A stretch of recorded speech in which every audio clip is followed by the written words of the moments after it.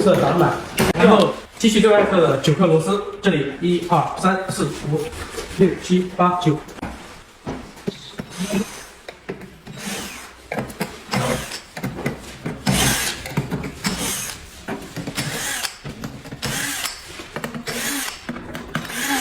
然后我们取下后挡板。现在我们再来开始拆屏幕，这里有3颗螺丝。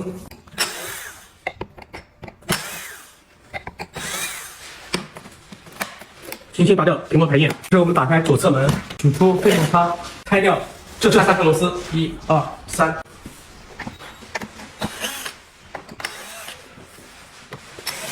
取出这一侧的竖条，需要用螺丝刀轻戳这个洞，然后往上提，就取下来了。取下这个竖条的时候，我们需要将下压，然后向上一拽，这个就取下来了。我们拆掉这里2颗螺丝。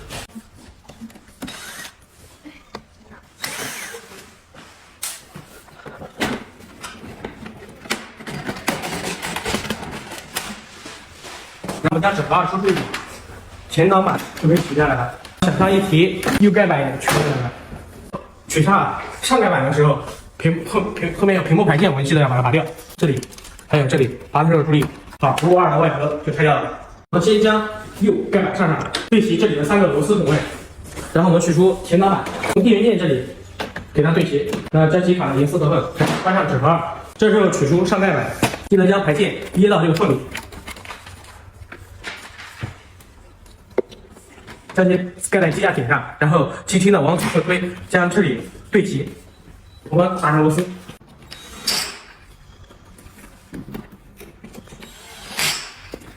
之后装上这2个，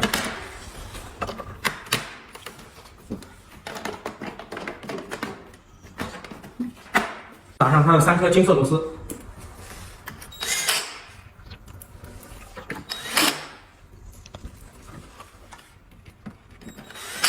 关上左侧门，这时候我们来插上上盖板的屏幕排线。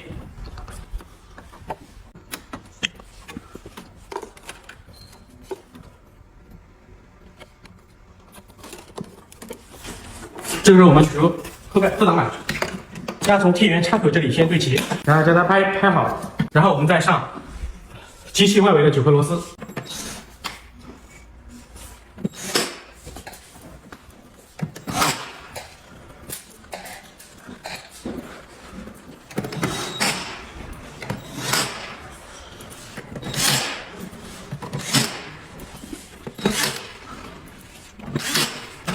然后将右侧挡板上，我们最后将屏幕装上，将屏幕排线平稳插入，